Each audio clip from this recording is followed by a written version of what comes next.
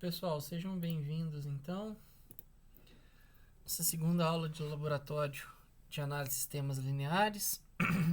Hoje, a atividade de hoje é a questão da aproximação linear de sistemas físicos.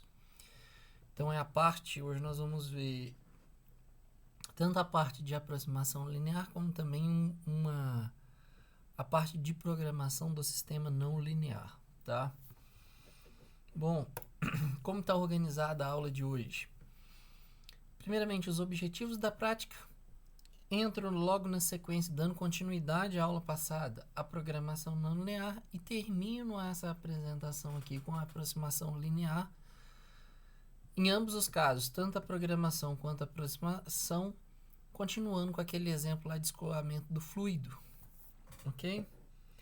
Bom, objetivo nosso. Primeira coisa, para eu fazer tanto a programação quanto eu fazer a aproximação linear, é necessário que a gente defina o ponto de operação do sistema. Então, esse é o primeiro passo. Uma vez que eu tenho um ponto de operação do sistema definido, que é onde eu quero controlar o sistema, onde o modelo me interessa, eu posso então linearizar aquela equação diferencial não linear em torno desse ponto de operação e obter então um modelo linear local. Local por quê? Há uma região de validade para esse modelo linearizado que a gente obtém, esse modelo local linear, tá?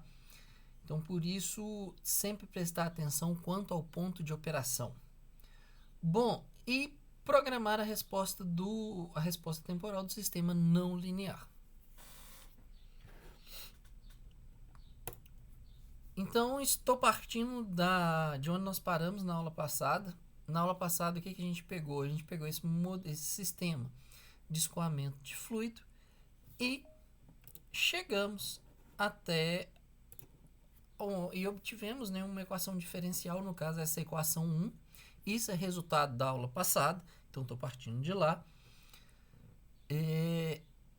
Que é uma equação diferencial de primeira ordem não linear. Por que não linear? Porque eu tenho a presença dessa raiz quadrada da minha variável de interesse aqui, que é a altura da coluna de líquido. Então, isso aqui torna ela para mim como um sistema, uma equação diferencial não linear. Bom, variáveis do sistema. Relembrando aqui, a variável controlada é a altura da coluna de líquido ou da altura da coluna de fluido, dá na mesma. A saída do sistema. Como é um sistema de primeira ordem, o estado do sistema, que é a variável controlada, é também a saída que eu tenho do sistema. No caso ali, a altura da coluna de líquido. A minha entrada desse sistema é a vazão de entrada, aqui representado por Q1.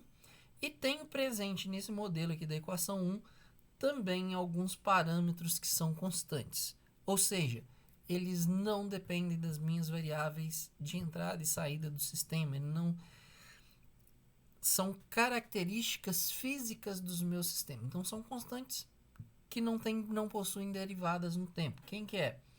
É a massa específica do fluido, a área de seção transversal do tanque, a área de seção transversal da tubulação, no caso ali da saída do tanque, e a aceleração gravitacional aqui, que já que você tem o efeito peso ali implícito no modelo. Bom, já que a gente vai partir para um problema de programação, então estou dando tamanho a esse tanque meu agora e especificando qual é o fluido que está lá. Então, o exemplo que eu vou estar resolvendo é um exemplo simples, tá? Numericamente falando. Estou considerando que o fluido que eu tenho dentro do tanque, que está entrando e que está saindo, é a água. E, além disso, estou definindo alguns limites e constantes. Então, a primeira coisa, a minha coluna de líquido pode variar entre 0 e 100 centímetros. A massa específica da água ela é 0,001 kg por centímetros cúbicos, ou seja, 1 grama por ml. A área de seção transversal do tanque, isso é para um tanque com circunferência, um tanque no formato cilíndrico, em que a área de sistema, o diâmetro desse tanque, né, é de 1 metro. Então ele tem um raio ali de 50 centímetros. Que dá para mim, então, uma área de seção transversal de 7.850 centímetros quadrados. Considerei nesse sistema ali uma tubulação de 50 milímetros, então tem um tubo de 50 saindo desse tanque, que dá para mim uma área de seção transversal de 19,62 centímetros. E estou expressando o G, né, que é a aceleração gravitacional aí, na unidade de medida que eu adotei para esse sistema aí, que é o centímetro. Então tem 980 centímetros por segundo ao quadrado. Substituindo esses valores na nossa equação diferencial, já passo a ter então uma equação diferencial agora só com as variáveis de interesse, no caso aí a equação 2, em que a minha variação, a minha taxa de variação da altura da coluna de líquido é dado pelo que está entrando, que é 1 menos 0,1962 raiz quadrada de 1960 H sobre 7,85. Só substituir, tá, gente? As constantes na equação geral que a gente tinha ali, a equação 1. Então, a gente obtém a equação 2. Agora, eu vou estar trabalhando, então, a equação 2 para conseguir fazer a minha programação do sistema. Bom, para o caso estudo, então, repetir a equação 2 aqui agora com o número 3. Eu, Lucas, escolhi como ponto de operação a altura da coluna de líquido de 75 centímetros. Isso aqui alguém vai especificar.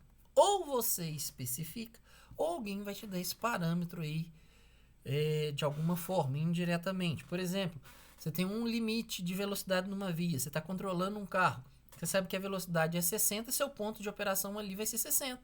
Ou um valor um pouquinho abaixo de 60, para que, em condição alguma, você ultrapasse esse limite de velocidade. No caso do tanque, eu optei por 75 centímetros porque eu estaria com 3/4 do tanque ali cheio de água. Então eu estaria trabalhando ali com 3/4 da capacidade do tanque. Então, uma vez que eu tenho essa vazão, eu tenho um ponto de operação, eu posso buscar a partir da equação 3, né, da minha equação diferencial, qual é a vazão de entrada necessária para levar o sistema, para estabilizar o sistema nesse ponto de operação que eu tenho interesse, que é os 75 centímetros. Isso é fácil de ser feito, tá? Basta observar a condição de equilíbrio, em que no caso ali a gente tem a taxa de variação nula, ou seja, o seu sistema está em equilíbrio, o H ponto ele é 0.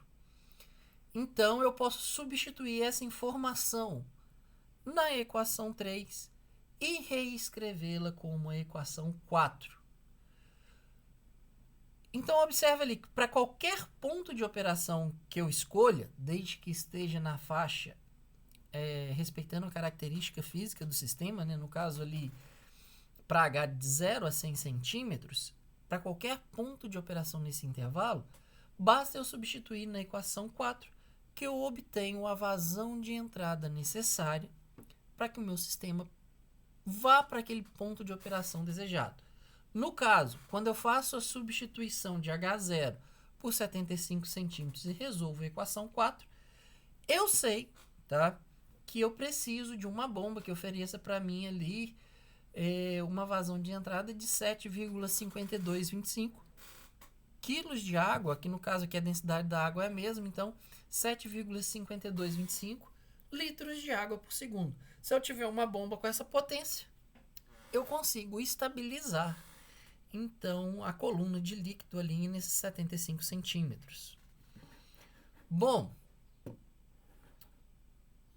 então eu já calculei observando que, qual é a parte importante disso aqui? Eu considerei a condição de equilíbrio para achar qual é a vazão necessária para estabelecer o equilíbrio no ponto de operação desejado, que no caso aqui foi o 7,5225 aqui.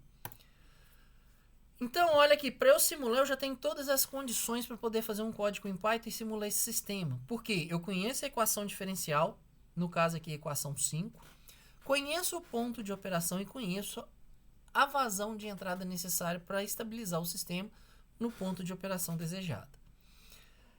Então, para escrever esse código de simulação, eu devo ficar atento a algumas coisas, tá? Primeiro, tempo de simulação. Por quê?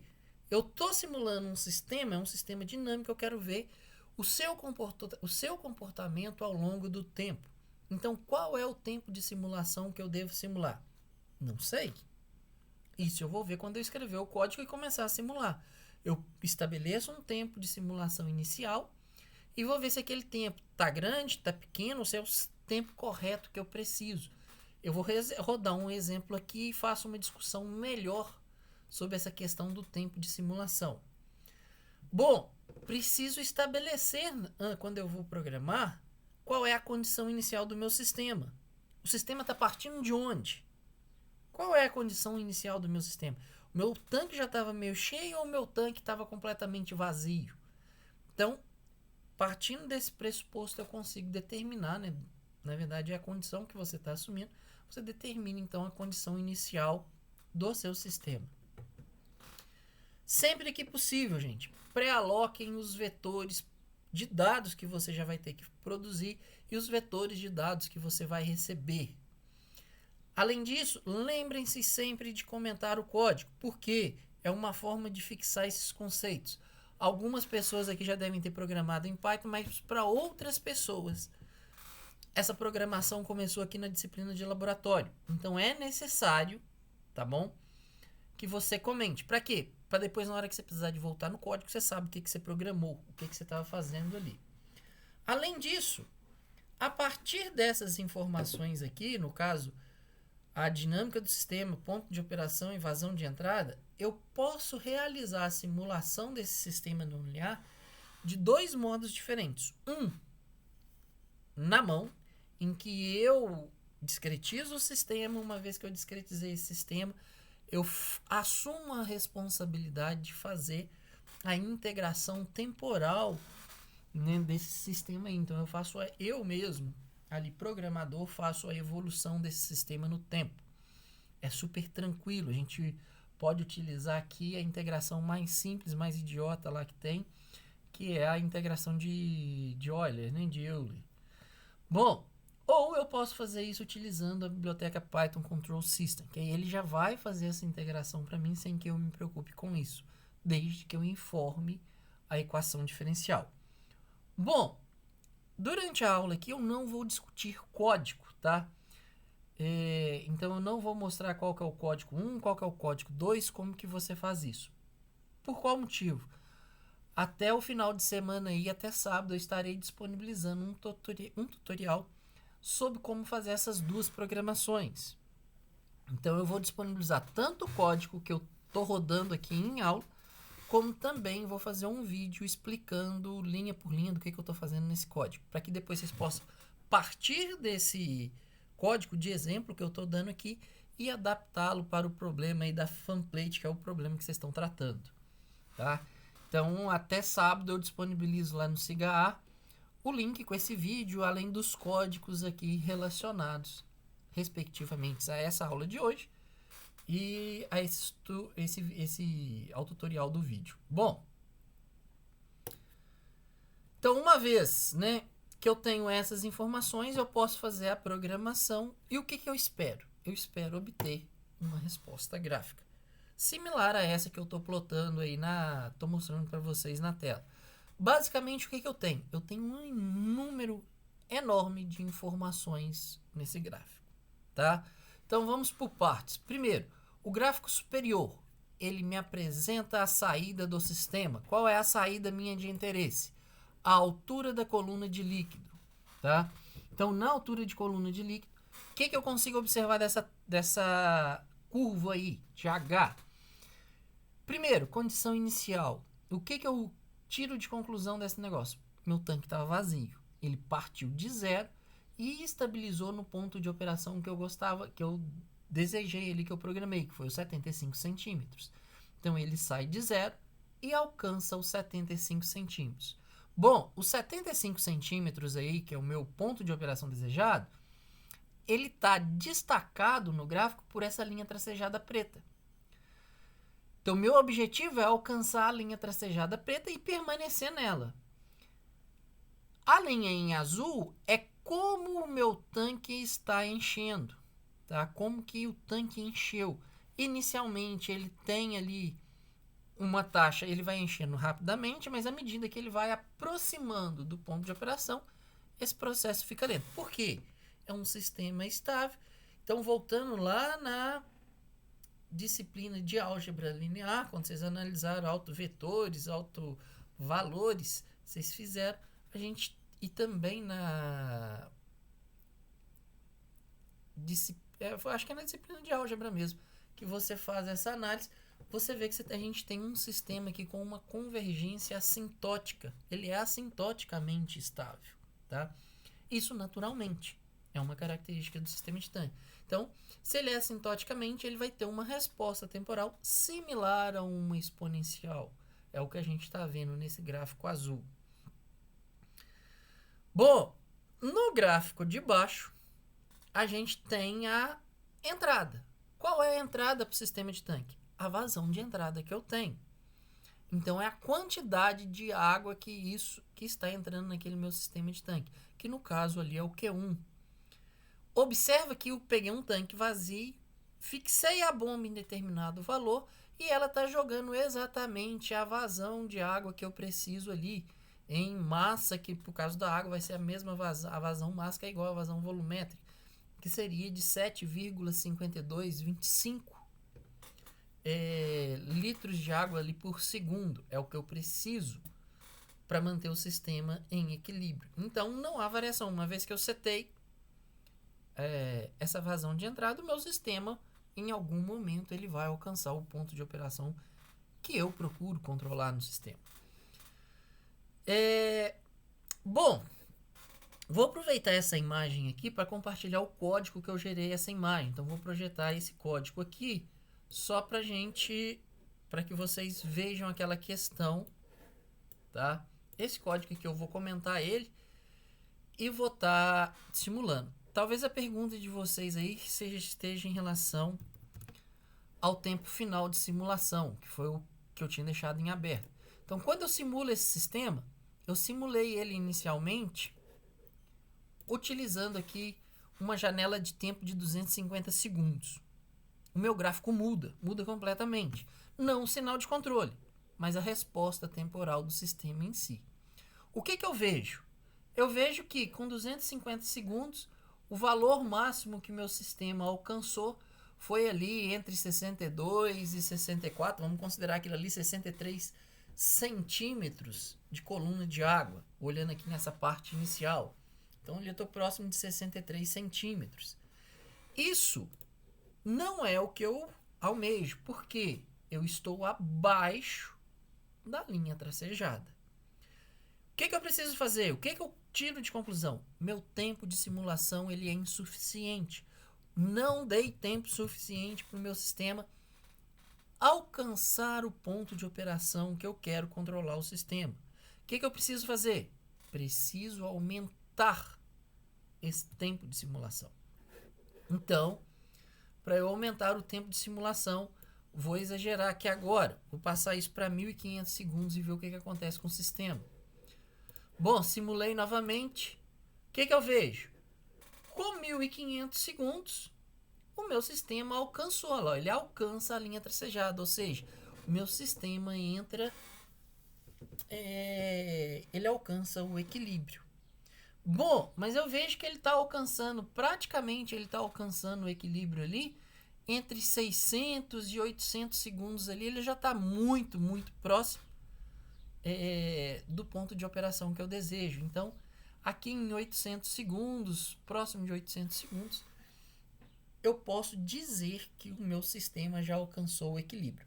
Lembrem-se do seguinte, tá? Essa simulação que a gente está fazendo aqui, ela é uma simulação linda e maravilhosa. Por quê? Eu não tenho presente aqui, isso não descreve perfeitamente um sistema real, porque não tem ruído. Se você está num sistema real, você tem ruído. Por exemplo, só o efeito da água que está chegando da bomba cair nesse tanque já vai fazer com que a água oscile lá dentro. Se a água está oscilando lá dentro, o seu sinal real que você estaria pegando num sistema de tanque não ia ser essa curva bonitinha. Ia ser uma curva toda ruidosa, com essa característica de dinâmica, mas com valores acima e abaixo, sempre oscilando em torno desse valor médio. Então, provavelmente, num sistema real, entre 600 e 800 segundos, o meu sistema já teria alcançado ali, se eu adiciono ruído nisso aqui, ele já teria alcançado o ponto de operação que eu desejo. Então, se eu estou vendo que mesmo na simulação sem ruído, entre 600 e 800 segundos, ele já está bem próximo do meu ponto de operação, o que é essa informação a partir de 800 segundos? O que eu tenho de informação, na verdade, a partir de 800 segundos de simulação? Eu não tenho informação nenhuma mais no meu sistema. Por quê? O meu sistema entrou em equilíbrio. Se ele entra em equilíbrio, ele vai alcançar o valor que eu quero, 75 centímetros, e vai ficar parado ali. Extraio alguma informação dali? Não, meu sistema está parado. É igual você comprar carro e você vai avaliar o carro com o carro estacionado. Você consegue avaliar motor? Não, você não está olhando. Você consegue avaliar a suspensão? Não. Então, de 800 segundos para frente, eu estou comprando um carro e estou vendo ele com o motor desligado, parado. Então, eu não sei como que esse carro tá. Estou vendo só a lataria. A lataria eu estou vendo aqui, ó, na parte de transitório. É isso que o gráfico diz para mim. Então, é desnecessário esse tempo de simulação a partir dos 800 segundos. Por quê? Como eu não estou dando estímulo nenhum ao sistema, eu não tenho informação nenhuma a partir dos 800 segundos. Então, eu estou perdendo recurso computacional à toa. Estou perdendo informação, porque toda a informação que me interessa está antes dos 80 segundos, que é o transitório, é o sistema sair da condição vazio para a condição cheio a 75 centímetros de coluna de líquido, tá? Então, essa é a análise que eu tenho que fazer com o tempo de simulação. Então, vou deixar aqui meu tempo de simulação como sendo 800 segundos, que é aquele gráfico que a gente viu lá nos slides. Bom, sistema que vocês estão fazendo aí na prática para mim, que é o sistema da fanplate. É um sistema muito mais rápido que um tanque. Então, se você colocar esses 800 segundos ou 100 segundos, você vai ver que esse cara já chegou no ponto de operação há muito tempo. Por quê? Ele tem uma dinâmica muito mais rápida.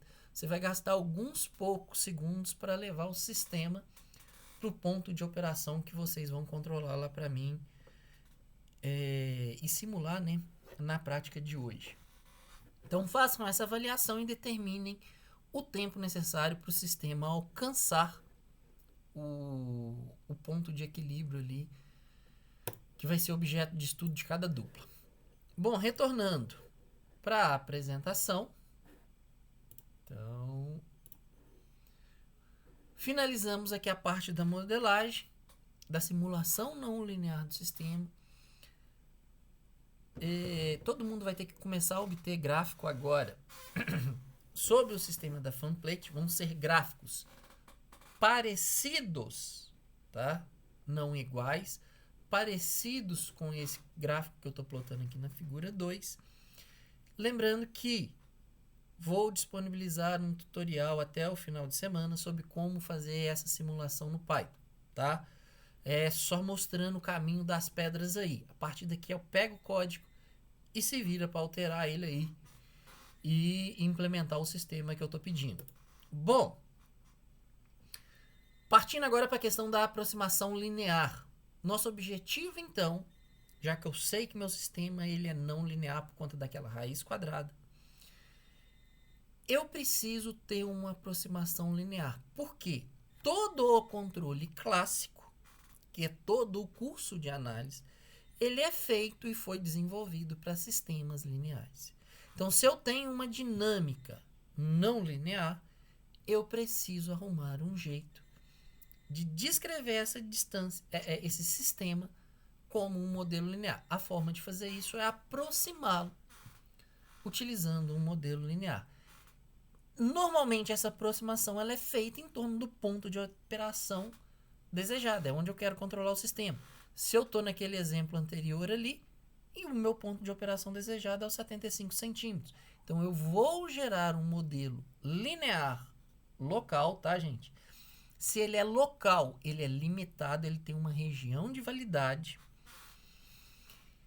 que é em torno desse valor que eu quero controlar, de 75 centímetros. Nosso objetivo é fazer isso, então, essa linearização do sistema de tanques.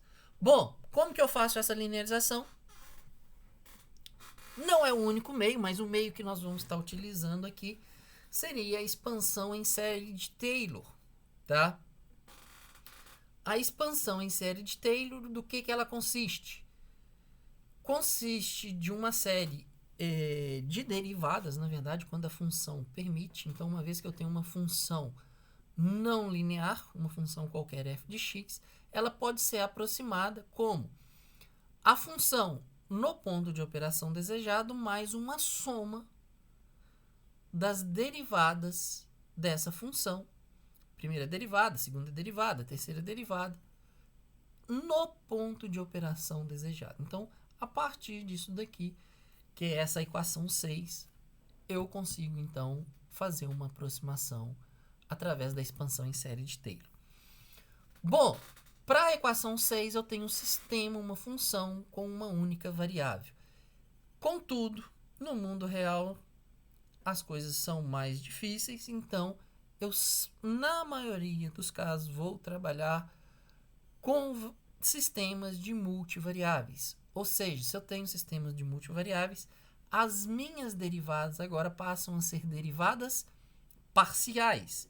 Então, eu derivo a minha função não linear g de x em relação a x1, em relação a x2, em relação a xn. Aqui, a expansão em série de Taylor, ela está truncada, tá, gente? Na primeira derivada. Por quê? Porque só para não ficar eu escrevendo coisa demais aqui no slide. Então, eu trunquei ela aqui na primeira derivada. Então, tenho a derivada, a derivada parcial, né? A primeira derivada parcial para cada variável aqui da minha função não linear. Bom, é essa a ideia aqui que nós precisamos aplicar agora, então, naquele modelo do sistema de escoamento de fluido do sistema de tanque. Então, voltei, tá? No sistema, no meu modelo não linear, que é a equação 8. Esqueço dessa substituição numérica num primeiro momento, porque eu trabalhar com variáveis é mais fácil do que eu estar trabalhando aqui com números. Até porque ia me dar números ali muito pequenos quando eu faço essa substituição. E eu estou chamando aqui como função não linear toda essa expressão que eu tenho do lado direito na equação 8. Por quê? Eu tenho um termo aqui, que é o 2gh, em que a raiz de h, na verdade, é para mim a não linearidade presente nessa dinâmica aí da equação diferencial 8. Então, o que eu tenho? Que f, que é minha função não linear, que ela depende de h e que ela depende de q, já que h e q são variáveis de interesse do meu processo, eu posso simplificar essa notação, porque todas as demais variáveis que eu tenho aqui são constantes. Então, eu vou simplificar para transformar minha vida na questão de notação. Quer fazer o quê? Tanto h ponto, ela é igual à minha função não linear de h e de vazão de entrada, que é igual a um Q2 que multiplica Q1, mais um Q1, um K1, né, na verdade, que multiplica a raiz quadrada de h, em que K1 e K2 são constantes. Então, se eu sei que são termos que são constantes, eles não atrapalham em nada na hora de eu proceder com as derivadas parciais. Constante não tem peso, ela só vai multiplicar o resultado quando necessário, né, da minha derivada. Então, termo K1, eu retirei esse primeiro termo aqui, e no K2 fica só 1 sobre ρ de A1. Então, só para simplificar a notação, já que eu tenho só constantes. Então, partindo do modelo não linear simplificado, que eu simplifiquei só a notação, no ponto de equilíbrio, tá? É importante sempre lembrar que tanto para o sistema linear quanto para o sistema não linear, me interessa o ponto de equilíbrio. Lembrando, se eu estou falando de ponto de equilíbrio, eu estou falando do ponto de operação que eu quero controlar. Se eu estou no ponto de equilíbrio, H ponto sempre será zero. Ou seja, a minha taxa de oscilação, de variação, tem que ser nula. Adotei aqui também a notação do livro do Dorff, em que o meu ponto de operação desejado, ele passa a ser representado aqui por H asterisco. Em valores numéricos, H asterisco para mim, de acordo com o exemplo anterior, seria aqueles 75 centímetros. Do mesmo modo, eu tenho uma vazão necessária para levar esse meu sistema para o ponto de operação desejado, que é o Q1 asterisco, que ele é igual àquele Q1 zero lá no sistema não linear. Então, a partir da equação 11, né, não a equação 15, igual está aqui no slide, então a partir da equação 11, eu posso levar a condição de equilíbrio para essa expressão e conseguir, então, obter a expressão, que foi aquela mesma expressão que a gente substituiu valores lá no não linear, que é para eu calcular a vazão de entrada necessária para manter o meu sistema no ponto de operação desejado. Ou seja, a vazão necessária, que é o Q asterisco, para levar meu sistema para o ponto de operação que eu desejo é menos K1 sobre K2, raiz quadrada de H asterisco. Se eu pegar esse K1 sobre K2 e multiplicar aqui pelos 75 centímetros, eu vou obter aqueles 7,52, 25 quilos por segundo ali de vazão, que é o que eu tenho, a minha vazão máxima, ou litros por segundo, a minha vazão volumétrica. Além disso, tá? Por definição, essa aproximação da expansão em série de Taylor, lembre-se que eu quero fazer o meu H, eu quero fazer a avaliação em torno de um ponto de operação. Então, eu quero submeter o meu sistema a pequenas variações. Ou seja, se eu estou olhando do ponto de vista da minha variável de controle, da minha saída, que é a altura, eu estou impondo pequenas variações em torno do meu ponto de operação, tá? Se eu estou fazendo pequenas alterações em torno do ponto de operações, eu vou fazer isso estimulando o meu sistema, proporcionando pequenas alterações na vazão de entrada, que é o delta Q1 aqui no caso. Ok? Então, não esqueçam, gente, tudo em análise, em sistema de análise, que é o que a gente vai ver ao longo da disciplina, está diretamente relacionado com a equação 12. O que a equação 12 faz para mim? Estou proporcionando pequenas perturbações em torno do ponto de operação desejado. Não me interessa qual é o sistema que eu vou controlar, não me interessa qual é o sistema que eu vou analisar. Eu estou trabalhando com pequenas variações. Deve surgir uma pergunta e uma dúvida. O quão pequeno é essas variações? Isso depende. Depende de quê? Depende de qual sistema que eu estou controlando. O sistema de tanque aqui, por exemplo, ele é um sistema que, apesar de ter a raiz quadrada, em termos de não linearidade, ele é um sistema bem comportado. Porque, apesar de ser uma raiz quadrada, a função da raiz quadrada, ela é uma função relativamente suave. Ela é não linear, mas é relativamente suave. Se você pega, por exemplo, um outro sistema aí, que a não linearidade ela começa a ser mais agressiva, essa minha região ela vai diminuindo. O meu modelo local ele passa a ter uma região menor, tá? Então, isso vai depender de qual é o sistema. Minha não linearidade ela é uma não linearidade agressiva ou ela é uma não linearidade mais tranquila. Se ela for tranquila, esse modelo local ele tem uma região de validade maior. Se ela é muito agressiva, se é uma não linearidade complicada, acaba que esse modelo local que a gente vai obter aqui ao final da linearização, ele tem uma região de validade bem menor, tá? Isso tudo vem do conceito aqui de expansão em série de Taylor e da equação 12 aqui, especificamente para o sistema de tanque, né? Lógico que isso vai ser reescrito para o sistema em estudo aí, quando não for o sistema de tanque. Bom, então fazendo a aplicação da expansão em série de Taylor no sistema de escoamento, no modelo de escoamento, reescrevi aí novamente o meu modelo, a minha função não linear simplificada, que está agora na equação 13,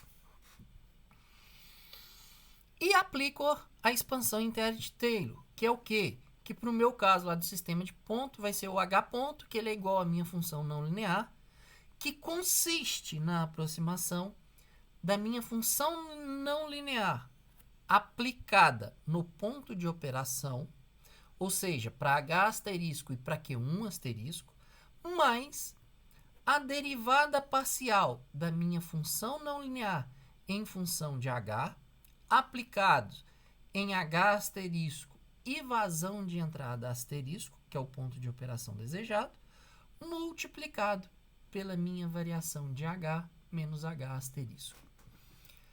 Como tenho duas, derivo novamente duas variáveis, né? Minha função não linear depende de duas variáveis. Faço a derivada parcial agora da função não linear em função da vazão de entrada, Q1. Aplicando essa derivada de entrada, substituindo, né, na derivada o meu ponto de operação, tanto h asterisco quanto Q1 asterisco, só que agora multiplicando pela diferença da minha vazão de entrada, que é o Q1 menos Q1 asterisco. E isso aqui continua, tá? Porque eu posso agora aplicar a segunda derivada sem problema nenhum. Essa função aqui permite isso. Bom, então a gente tem aqui a função não linear, eu só repeti ela novamente e estou fazendo o cálculo das minhas derivadas. Então, a derivada de f, que é essa expressão aqui, em relação a h, resulta para mim, esse primeiro termo é constante, some, só tenho que fazer a derivada do segundo termo. A derivada do segundo termo resulta para mim em meio que multiplica k1 sobre raiz quadrada de h asterisco. Por quê? Já fiz a substituição aqui de h para h asterisco. Bom, fiz e apareceu aqui para mim ainda esse h asterisco. H asterisco é um número, mas esse número ainda, eu posso relacionar ele para mim com a minha vazão de entrada, que é uma constante, e sumir de vez com essa raiz quadrada. Como que eu faço essa substituição? Lá da minha definição de ponto de equilíbrio, eu tenho uma relação entre Q asterisco e raiz quadrada de H asterisco. Então, manipulando isso daqui, eu consigo isolar raiz quadrada de H asterisco. Isolando H asterisco aqui, eu posso fazer a substituição, voltando para as minhas constantes normais de parâmetros físicos. Eu fico tendo que a minha derivada de f em relação a h é esse termo aqui, menos a2 ao quadrado, rho g sobre a1, q1 asterisco. Do mesmo modo, aplicando agora a derivada parcial de f em relação a Q1, esse termo é o segundo termo que é constante, eu só tenho o primeiro termo, que resulta para mim diretamente em K2, que é uma constante ali já do sistema. Bom, ainda da condição de equilíbrio, que na verdade ali da equação 12, ok? Eu posso derivar essa equação 12 aqui, no caso para H, em que minha altura varia e eu passo a ter uma taxa de variação da minha perturbação em torno do ponto de operação. O ponto de operação é constante, então eu posso escrever essa primeira equação aqui de 12 como sendo H ponto igual a delta H ponto. Por que isso? Porque H ponto é um número, ele é uma constante, é o ponto de operação que eu quero, então ele não vai ter derivada de H ponto. Além disso, se você substitui f de H asterisco e de Q1 asterisco, o resultado numérico disso daqui vai dar zero. Então, esse termo some para mim na expansão de série de Taylor. Bom, lá da definição de onde a gente partiu, deixa eu só ver aqui. Aqui, ó. Então, eu sei que H ponto, cadê? Não. Daqui, ó. da equação 14. H ponto é igual a uma função linear que está sendo aproximada por série de Taylor. Diante de tudo que a gente simplificou e chegou, a gente obtém, portanto, que o ΔH pode ser escrito, quando eu substituir minhas derivadas, como K1, K2 aqui na verdade, que é esse primeiro termo, sobre ΔQ1 menos a derivada lá de F em relação a H, que resultou para mim naquele termo que a gente tinha, vezes ΔH. Bom, nosso modelo linear é a equação 19. Nosso modelo linear local. Local para quem? Para o ponto de operação que eu vou escolher lá, que vai ser o H asterisco e Q asterisco, Q1 asterisco. No caso do exemplo anterior ali, 75 centímetros e Q1 aquele 7,5225. O mais importante dessa equação é a interpretação dela. O que essa equação me diz? Alguém consegue me falar o que ela está representando aqui para mim no meu sistema? O que essa equação de 19, essa equação de diferencial 19, representa para mim, uma vez que eu tenho ΔH ponto? O que isso representa para mim? Quem arrisca aí na turma? A derivada segunda da altura? Não tem nada de derivada segunda, que é derivada da primeira. A gente só está com um ponto, a gente não está com 2 pontos. O ΔH ponto representa para mim aquilo ali. Você está vendo como é a taxa de variação em torno do seu ponto de operação. Lembra que ΔH aqui é o quanto você está perturbando o seu sistema em torno do ponto de equilíbrio.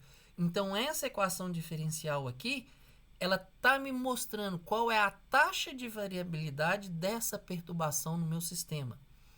Em termos gráficos, tá? Onde que aquilo vai afetar? Aquilo afeta para mim a partir do momento, ela é uma equação válida, na verdade, a partir do momento em que meu sistema alcança o ponto de equilíbrio. Ou seja, a partir de 800 segundos, que foi quando o meu sistema alcançou ali o equilíbrio, aquela dinâmica da equação 19 faz sentido para mim, porque é uma região em torno do ponto de operação. Então, se eu pegar agora meu sistema de 75 e levar ele para 78, a equação 19 vai descrever essa dinâmica, vai descrever esse transitório. Como que o meu sistema sai de 75 centímetros e vai para 78 centímetros. Observa lá na equação 19 que para eu modificar, de fazer com que o delta, que essa taxa aqui, né, de variação, seja diferente de zero, eu tenho que alterar, tá certo? A minha vazão de entrada. Então, eu tenho que dar uma pequena perturbação. Eu tenho que entrar com o delta Q1.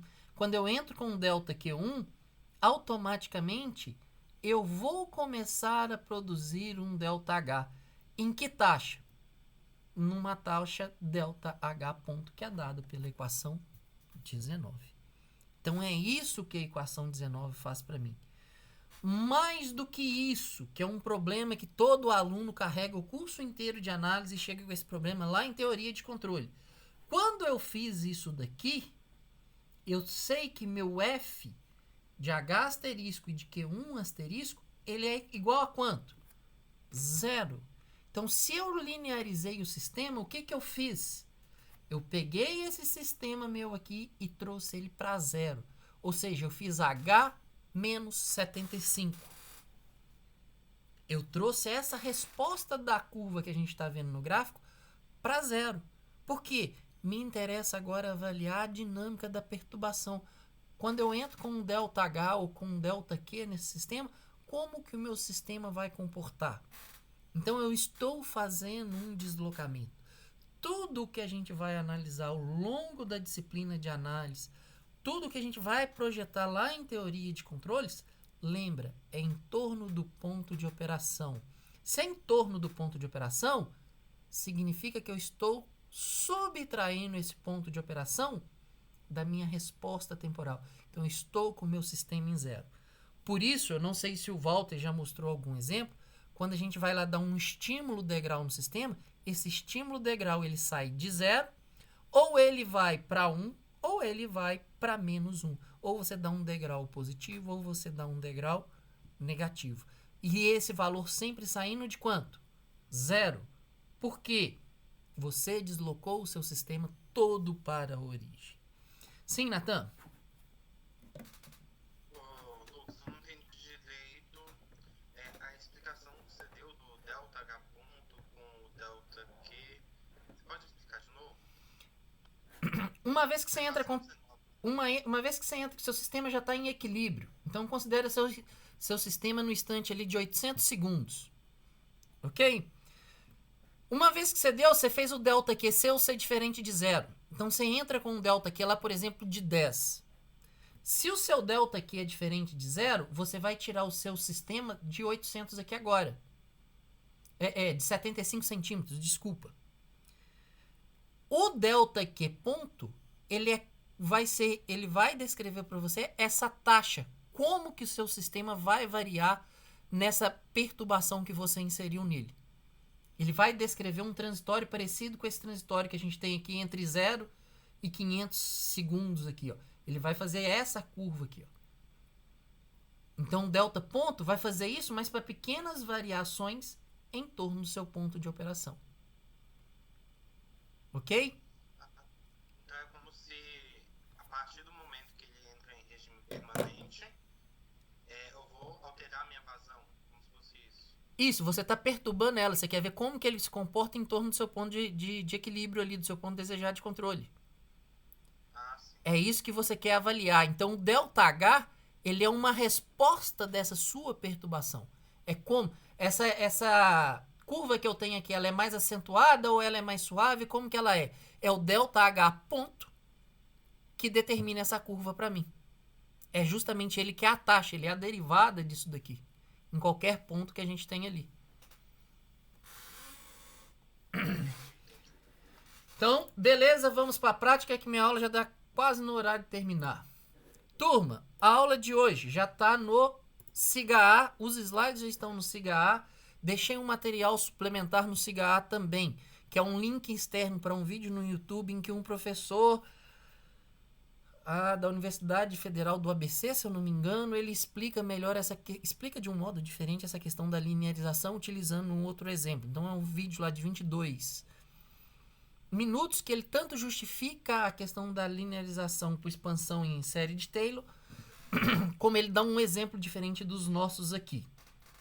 Então, a prática de hoje, o objetivo é fazer a aproximação linear de sistemas físicos. Então aqui eu tenho uma formulação matemática sobre a expansão em série de Taylor, que eu vou deixar para vocês lerem. Lembrando que o objetivo, tá, é você ter uma função não linear, a gente quer aproximar um determinado ponto dela por um sistema linear. Se eu estou falando de sistema linear, um sistema linear mais básico que a gente tem aqui é uma reta. Bom, então aqui tem essa formulação da expansão de série de Taylor. Os objetivos são aqueles mesmos que a gente viu durante a apresentação. O sistema em estudo é o mesmo, continua sendo o sistema fanplate, tá? Então vamos às atividades que vocês têm que fazer. Primeiro, cada dupla deve escolher um ponto de operação. Então você vem cá e escolhe. Fala assim, vamos falar aqui que tem uma dupla aí, que a dupla é formada pelo Anderson e pelo Lincoln. Então, se você tem uma dupla formada pelo Anderson e pelo Lincoln, eles vão falar assim, olha, a gente escolheu trabalhar com ponto de operação 4. Então, a gente vai trabalhar lá com equilibrar a planta em θ igual a 43 graus. Vocês dois definiram esse ponto de operação? Vem aqui na turma e fala assim, olha, nosso ponto de operação é tanto. Por quê? Eu não quero duplas com o mesmo ponto de operação. Tá? Cada dupla trabalha num ponto de operação distinto. São 21 alunos na turma. Então, eu tenho 11 pontos de operação diferentes. Cada dupla trabalha com seu ponto de operação. Uma vez escolhido o ponto de operação e informou para a turma para não ter duplas trabalhando com o mesmo ponto de operação, calcula o sinal de controle para levar o sistema para aquela posição θ. Então, qual que é a força de arrasto? Como que vocês modelaram essa força de arrasto? No final, sua entrada vai passar a ser vento, vai passar a ser tensão que você está aplicando no motor. Como que você fez essa modelagem? Não sei, vai depender do modelo de cada um. Então, calculou esse sinal de controle, que é esse sinal seu de entrada do sistema. Vão escrever para mim um código em Python, de forma em que vocês simulam, igual eu fiz lá anteriormente, vocês simulam para mim a resposta do sistema em malha aberta. Então, você só entra com essa dado seu de entrada, com a sua variável de entrada, fixa ela, e o sistema vai ter que sair da condição nula, ou seja, posição no instante zero, e θ igual a zero, e velocidade angular zero. Ele está partindo do repouso. Então, θ é zero e velocidade angular é zero. Faz para mim um plot lá, então, em que a gente vai ver os dois estados do sistema, que é a posição angular e a velocidade angular, além do sinal de controle que vocês estão aplicando. Bom, na sequência faz para mim essa avaliação igual eu fiz aqui durante a aula. Quanto tempo é necessário de simulação para que o meu sistema alcance o ponto de operação desejado? É 5 segundos? É 20 segundos? É 3 segundos? É meio segundo? Qual que é o tempo que eu preciso de simular para o meu sistema alcançar o ponto de operação? É essa discussão que eu quero aqui na questão 4. Ok? Bom, até a questão 4 a gente só mexe com um sistema não linear, que é o resultado de vocês da prática, do guia da prática 1. Nesse momento dessa prática aqui, gente, não me interessa se o modelo que vocês obtiveram está certo ou se está errado. Lógico que você vai justificar para mim no relatório qual é a ideia, o que você seguiu. A correção sobre a modelagem do sistema fanplate, ela vai acontecer após a entrega do relatório. Aí eu vou padronizar com todo mundo um único modelo para fanplate. Indiferente se o seu modelo está certo ou não está correto, vocês vão aplicar para mim agora questão 5, 6 e 7, que é fazer o quê? Obter duas aproximações lineares em expansão de série de Taylor. A primeira, vocês vão truncar na primeira derivada, na segunda, vocês vão truncar na segunda derivada. Então, vão aplicar a expansão em série de Taylor para a equação diferencial não linear que vocês obteram na prática passada. Uma vez que vocês obtiveram, então, os modelos locais ali de primeira derivada e de segunda derivada, truncado, né, claro, vocês vão acrescentar no código já desenvolvido aqui para mim, então já teve um plot, vocês agora vão simular para mim a resposta desse modelo linear obtido. Então, vão plotar e vão comparar. Então, eu tenho que ter a resposta do sistema não linear e tenho que ter a resposta do modelo aproximado. Como que ela vai se comportar? Qual modelo está melhor? Qual modelo está pior? Fazer essa discussão, justificar isso daí para mim. Qual modelo se aproximou mais? E, por último, já que a gente já está com os modelos linearizados, obter para mim já a função de transferência. Lembrando que função de transferência estou no espaço da frequência. Então, agora eu já quero uma função h de s aí para o modelo lá da fanplate. Que, no caso, aí você pega esses modelos lineares e aplica a transformada de Laplace. Lembrando que, nesse caso aqui, você tem que ter aquela relação de entrada-saída, tá bom? Para poder aplicar a transformada de Laplace. De um modo geral, tudo o que eu falei está detalhadamente escrito no exemplo 2.12. Tanto para o guia de prática 1 quanto para o guia de prática 2. O guia de prática 1 nem tanto porque o sistema é diferente, mas a metodologia que vocês têm que fazer, principalmente em algumas questões aqui do guia prática 2, o caminho está traçado no exemplo 2.2 do livro do Dorff, tá? Bom, estou aberto a perguntas aí agora. Alguém tem dúvida sobre o que fazer?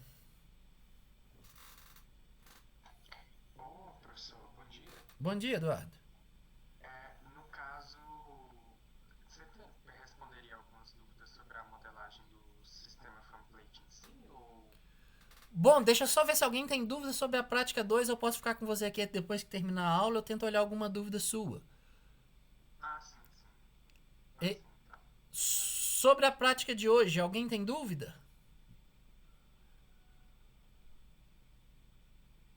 Bom, quem não tem dúvida, então, só lembrar de mandar responder lá na a tarefa que está lá na disciplina de teoria. No caso, lá enviar para a gente o arquivo, ok? Na verdade, qual o sistema que vocês vão estar controlando aí? Eu pretende tá controlando, ok? Tá modelando aí durante os trabalhos, tanto de teoria e coisa. Quem não tiver dúvida, tá liberado da disciplina, pode ir almoçar. Vou ficar aqui com o Eduardo, então. Sim, Natan. Só para confirmar, a entrega do relatório para a prática 1 e 2 é para sábado da semana que vem, não é? Isso mesmo. Ah, e outra coisa, já que o Natan falou nisso, próxima aula é só dúvida. Então, se você não tem dúvida, não precisa aparecer aqui na aula. Ok? A aula de semana que vem é só plantão de dúvida. Se não tem dúvida, não precisa vir à aula. Eu estarei aqui para tentar tirar uma ou outra dúvida. Sim, Anderson. Lucas, a gente estava conversando aqui, uns alunos, quais são os parâmetros que a gente tem que utilizar? Porque você não chegou a passar isso no guia de prática? Por exemplo, tamanho da placa, massa, esse tipo de coisa. Não. Você fala pra... eu pego esses dados e insiro no cigarro. Porque agora vocês vão fazer simulação, ok. Eu disponibilizo esses dados no cigarro. Faço um arquivo e falo, olha, considera essa dimensão, essa dimensão e essa dimensão. Beleza. Ainda assim, pode ser que tenha alguns parâmetros que vocês precisam assumir, que eu não sei, algum valor que vocês criaram lá que eu não sei qual é, que talvez vocês tenham que assumir aí por conta própria nessa primeira atividade. Tá? Mas isso não vai ser problema pra gente fazer essa simulação, não. Mas eu entro com essas informações lá no cigarro.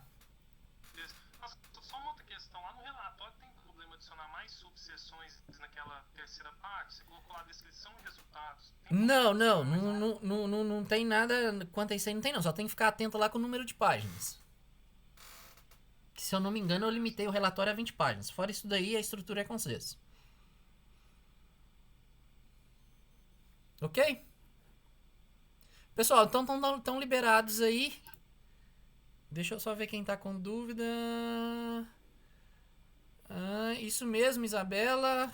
Isso mesmo, Natan. Correto. Beleza, obrigado. Turma, então tá liberado aí. Quem não tem dúvida pode ficar. Eduardo, sua dúvida. Sim, sobre a modelagem, até eu e o Lincoln que a gente está fazendo dupla, que é sobre a posição da força de arraste, porque a gente estava discutindo, até mesmo com outros colegas nossos, que sobre a viabilidade de colocar a força de arrasto sempre sendo aplicada no meio da parte de baixo da placa, na parte que está com o tamanho L1, de modo que a hipotenusa sempre fique constante e só mude a distância vertical da força até o ponto. Na verdade, o que você falou tá errado. Porque a hipotenusa nunca vai ser constante. Peraí, deixa eu só ver. Não, sim, a hipotenusa vai ser constante. O que vai mudar sempre vai ser o cateto. Naquele sistema ali, o cateto da área efetiva que você tem ali, que seria... A área efetiva, quando eu me refiro à área efetiva ali, seria a área perpendicular à força de arrasto. Aquele cateto, esse sempre vai mudar. Mas esse ponto que você está pegando aí do meio que você está determinando quanto ele, lembra que isso é uma hipótese que você tem que justificar. O mais adequado para essa modelagem seria considerar o centro de massa e não o meio da placa. Se o meio da placa for o centro de massa, ok. Tá? Mas é algo que vocês têm que considerar aí, não simplesmente a questão física ali de meio de placa. Mas o correto ali é olhar pelo centro de massa. Então, pega esse ponto como sendo o centro de massa, que o centro de massa não muda. O que você falou sobre a hipotenusa ficar constante fica correto.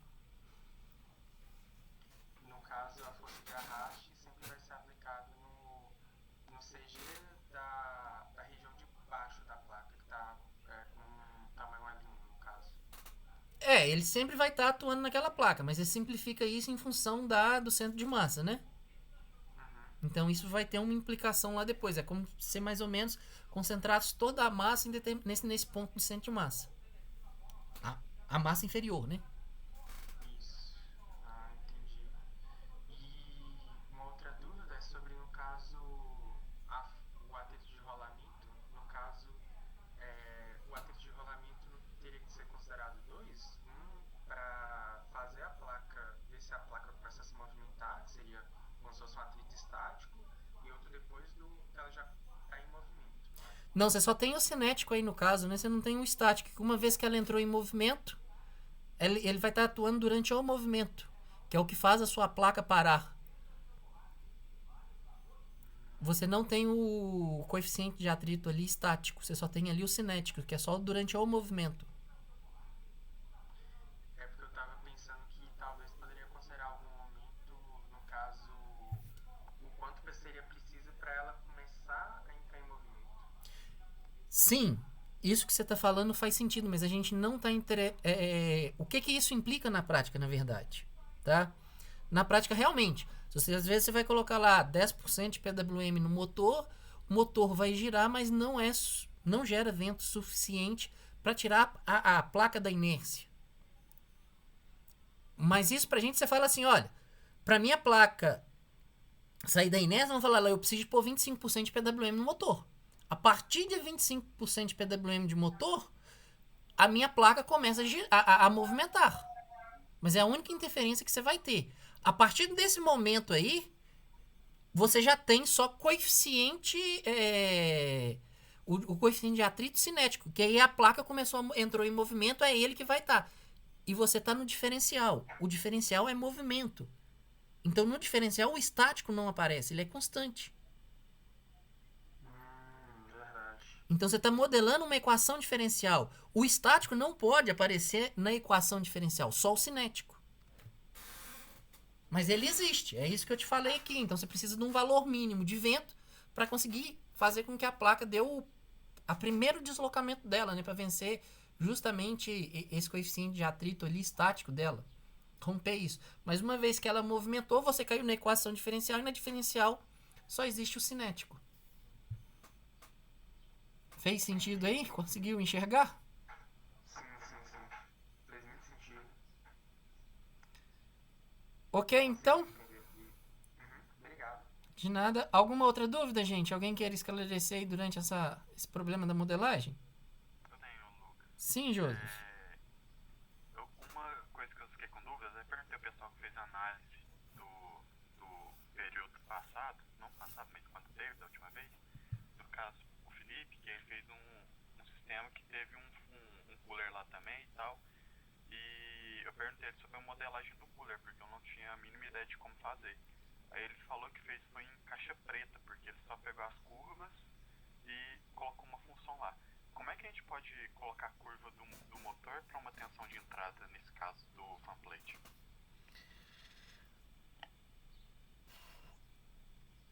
Bom, na verdade você pode fazer o modelo do motor ali. Eu não sei. Não seria possível. A dinâmica do motor em si é a dinâmica de um motor elétrico. Então a dinâmica do seu motor ali, você entra com tensão e o que você vai ter é rotação. Ok? Você controla a velocidade de rotação do eixo. Como no seu eixo está acoplado à hélice, eu não sei agora como você converteria, que aí eu acho que você especifica demais e não precisa chegar nesse nível, tá? Aqui para a disciplina, que seria a conversão dessa velocidade angular ali do eixo do motor em velocidade de vento produzido. Porque talvez isso daí que te interessa. Então você sabe realmente, fisicamente, que você tem que fazer uma conversão ali de tensão para vento, que é o que vai gerar a força de arrasto propriamente dito. Então nessa conversão, na prática a gente faz essa modelagem em caixa preta para fazer essa tradução. Então eu vou lá e faço realmente um levantamento de curva. Estou entrando com 5% de tensão, depois com 10%, levanto uma curva prática. Para a atividade aqui, você não precisa, pode parar na questão da velocidade do vento. Não precisa partir para a modelagem do motor ali. Entendi, porque o que eu cheguei até a fazer peguei essa força de arrasto e transformei ela em uma função, em função da velocidade do vento. Eu Ok. queria transformar essa velocidade do vento em função da tensão de entrada no motor. Ok, isso é possível, mas não é necessário para você fazer nesse momento de laboratório. Não. Aham. O Beleza. possível de fazer isso é via o quê? Porque foge o escopo da nossa disciplina, que é você analisar os parâmetros físicos da hélice, que são parâmetros que normalmente a gente não vai ter, então você vai ter que assumir valores para ver quanto de vento ele pode gerar em função da velocidade que essa hélice gira. Então você tinha que partir lá para a mecânica de fluidos e ver uma hélice girando, como que ela está produzindo de vento. O caminho seria esse. Beleza. Então você tinha que pegar essa mecânica de fluidos aí e não precisa fazer isso aqui para esse momento. Outra dúvida Assim, que eu tenho, só em comparação, Joseph, nesse momento, na modelagem que eu fiz do tanque, eu teria que fazer a mesma coisa. Qual é a rotação da bomba que gera para mim aquela vazão? Eu parei na vazão. Não me interessa a velocidade da bomba ali. Eu simplifiquei meu modelo aqui. Você pode fazer a mesma coisa aí, parando na velocidade do vento. entendi. Não, beleza. Igual eu fiz mesmo. Outra pergunta que eu tenho é em relação àquela parte meio que tá sobrando da placa lá em cima, no desenho. Sim, aquilo ali gera um contratorque, vamos dizer assim, para facilitar. Aquilo vai entrar na equação também, porque eu não tinha nenhum negócio de medida, eu não sabia se considerava ou não. Sim, ele interfere sim na modelagem do seu sistema, porque ele é um contrapeso. Aham. Não, entendi. Então ele acaba auxiliando a força de arrasto. Beleza. Ele soma com a força de arrasto ali. Ok? Alguma outra dúvida, turma? É só isso, Josi? Não, então. Outra coisa que eu também queria te perguntar, mas só que é rapidinho essa aqui, era que o Anderson tinha falado sobre as variáveis lá, que você vai inserir ou não. Mas essa dúvida aqui pode deixar. Depois, quando você inserir os dados lá, eu te faço perguntas se faltou alguma coisa. Tá bom, eu vou entrar esses dados aí que o Anderson pediu e que o Joseph pediu também. Eu vou entrar simplesmente com alguns parâmetros físicos. E a partir desses parâmetros físicos lá da planta, vocês assumam as devidas jogadas que vocês vão ter que fazer aí para determinar as constâncias que vocês têm de modelo. Combinado? Beleza. Posso ajudar mais alguém?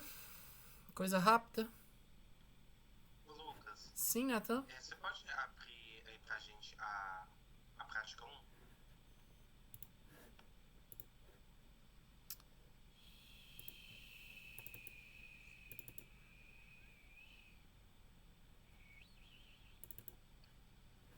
Sim? Na imagem 3. Tá. Você tinha falado com o Eduardo para considerar a força no centro de massa. Só que eu não entendi o porquê. Você pode explicar? Não, isso aí é interpretação, isso é um caminho, isso é uma hipótese que você tem que assumir da sua modelagem. Então cabe agora pensar o porquê da física de eu sugerir isso para ele. Porque é muito simples, você tem uma massa uma placa de massa totalmente esparramada no tempo. Como que você vai fazer isso? Concentra essa massa num ponto aí, você tem uma força. Então o melhor ponto para você pôr isso é no ponto de massa. Quer dizer, no centro de massa. Tá. Beleza. Ok? Que aí esse L1 seu aqui, depois você simplifica ele. Você consegue obter uma medida intermediária, pelo menos foi assim quando eu fiz, que está relacionado com o centro de massa. Então passa a ser mais tranquilo. Então é como se todo o peso estivesse concentrado num ponto só. Você não está trabalhando mais com uma placa enorme igual essa placa aí. É um jeito de simplificar seu problema para você sair fora ali de integral, aqueles negócios. Porque você tem, na verdade, a força ela não chega em um ponto, né? A força de arrasto ela está chegando em toda essa área efetiva, que é esse HE que eu tenho aqui, que é o HE vezes a largura da placa ali. Então, uma forma de simplificar isso e tornar isso um problema pontual, o caminho que eu adotei foi esse, simplificando, colocando a massa toda no centro de gravidade, no centro de massa ali da placa mesmo. Então, foi só uma estratégia mesmo. Não, entendi. Turma, então, obrigado, valeu. Até sexta ou até sábado eu disponibilizo tanto o vídeo dessa aula gravada quanto também os vídeos de tutorial sobre os códigos de programação. Combinado? Um abraço para todos aí. Se tem dúvida, entre em contato por e-mail ou por chat. Eu espero vocês aí na próxima quarta. Valeu. Abraço. Valeu.